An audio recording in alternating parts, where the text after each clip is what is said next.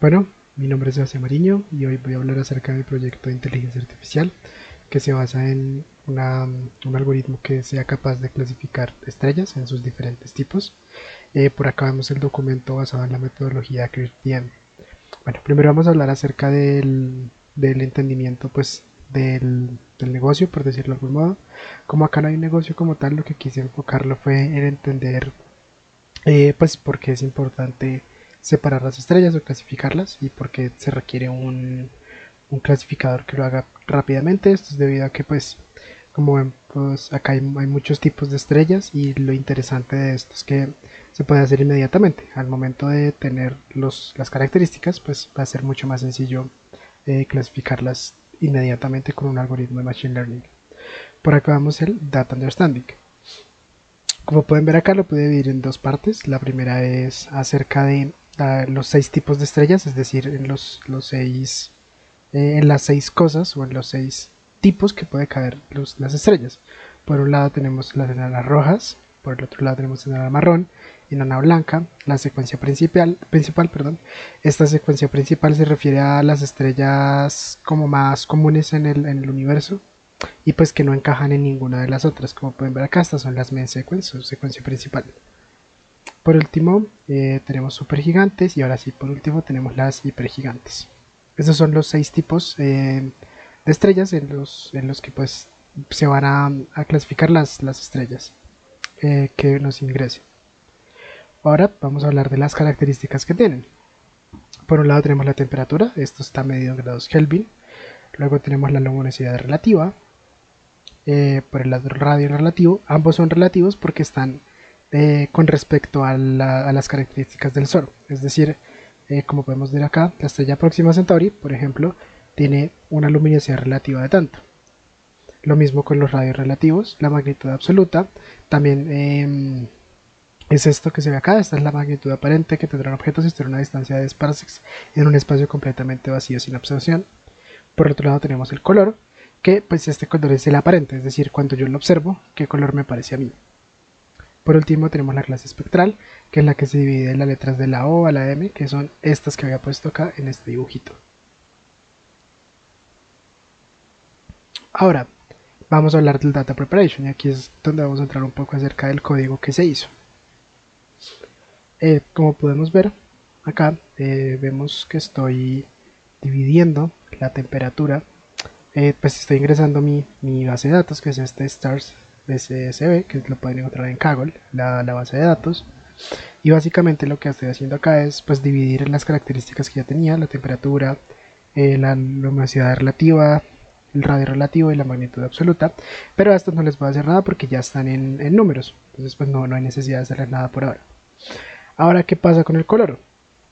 El color, vi que habían 11 colores, pero vi que muchos de estos pues ya estaban como duplicados, y pues digamos tenía en mayúscula muchos colores y otros en minúscula, es decir, digamos tenía white en mayúscula y white en minúscula, por lo que hice fue poner todo en mayúscula para que se tomaran como iguales, para que no se tomaran como diferentes colores, pues ya que es el mismo.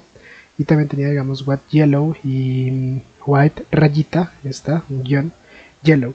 Entonces lo que hice fue quitar estos guiones para que todo quedara igual. Ya por último, vi que había uno que era white yellow y otro que era yellow white, y pues básicamente es el mismo color. Entonces lo que hice fue pues reemplazarlo. Todo lo que tuviera yellow white lo dejé como white yellow. Al final vi que ya quedaban 11 colores. Que pues esos son los 11 con los que se manejará. Y por último, como los colores pues son colores, no son números, lo que hice fue reemplazarlos por números. Es decir, red es 0, como muestro acá, red es 0, blue white es 1, y pues acá están los 11 colores básicamente que se encontraron. Lo mismo ocurre con la Spectral Class, que es todo esto que les mostré acá, la MBAFO, que es lo que he mostrado acá. Y pues nuevamente cambié estos por 0, por 1, por 2, por 3, para pues que quedara todo en números. Al final, ya cuando tenía todos los datos limpios, lo que hice fue concatenar nuevamente todo, concatenar nuevamente mis datos. Y por último, lo que hice fue pues guardarlo como se pedía en el documento, guardarlo en una base de datos completamente pues ya limpia los datos. Es decir, lo que dice acá como stars data frame clean. Entonces, stars data frame clean. Ahora lo que se hace básicamente es dividir estos datos en X y en Y. X se refiere a las características y Y se va a referir al tipo o a la clase. Bueno, pues por acá lo que hago es mostrar nuevamente los datos pues ya limpios y ahora vamos a hablar del modelado. Entonces, ¿qué se hizo en el modelado? Lo que hice en el modelado, lo vamos a ver en el código mejor para que se entienda, es primero pues, eso fue la primera prueba, más adelante verán por qué.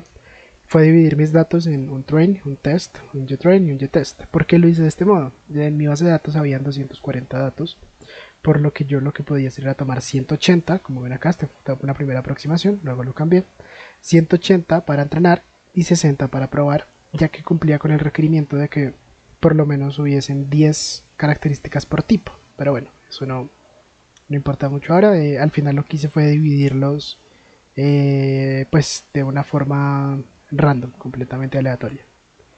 Luego de esto, lo que hice fue normalizar mis datos para que todo quedara entre 0 y 1.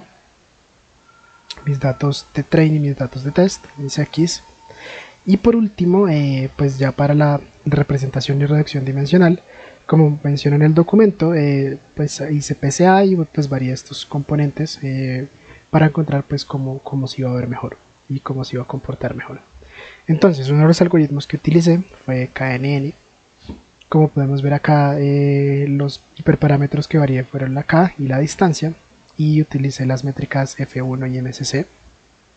Y pues básicamente varié todo, varié estos y entrené, y al final encontré el mejor MSC y el mejor F1 y pues su respectivo K y su respectiva distancia.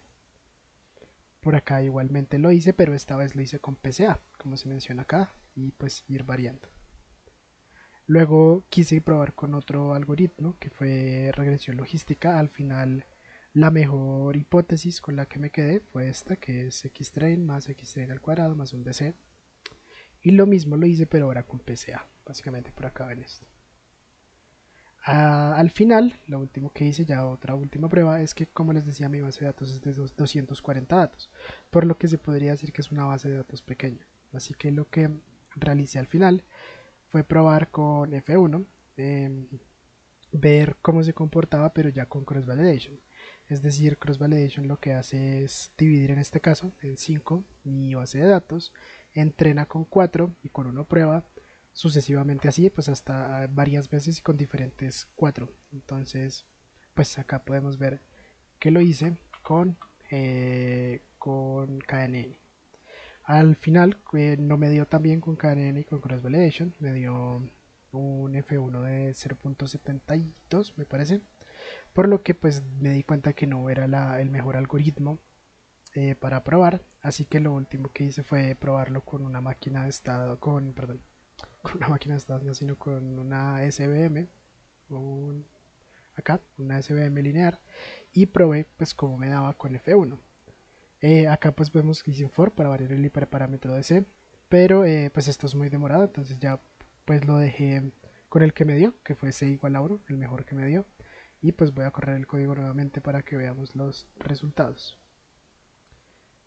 Entonces por acá tenemos la base de datos y por acá está la matriz de covarianza que hice para PCA. Entonces como podemos ver con 3, casi es del 86-87%, por lo que se me hizo una buena aproximación para PCA.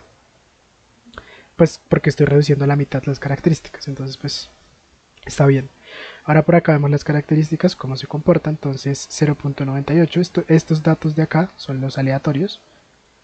Todos estos de acá son los aleatorios, dividir en 2 aleatoriamente, y estos de acá son con cross validation.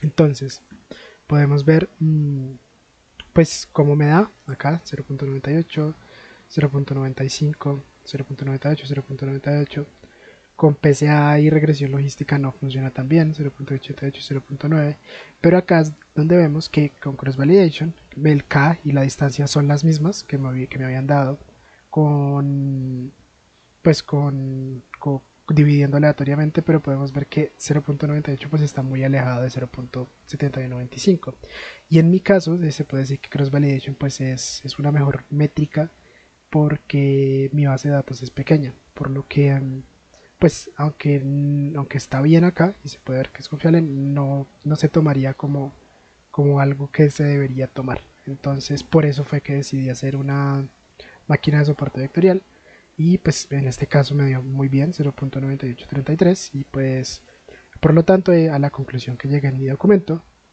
Acá podemos ver, pues, si quieren llegar más a fondo, diferentes pruebas que se hicieron, cambiando los test, cambiando el PCA, por acá pueden ver eso. Esto ya pues queda para evidenciarlo muy a fondo, pero pues en conclusión a lo que yo llegué y a lo que quise llegar es que el mejor algoritmo que se debería usar en mi caso es aplicar una máquina de soporte vectorial. Muchas gracias.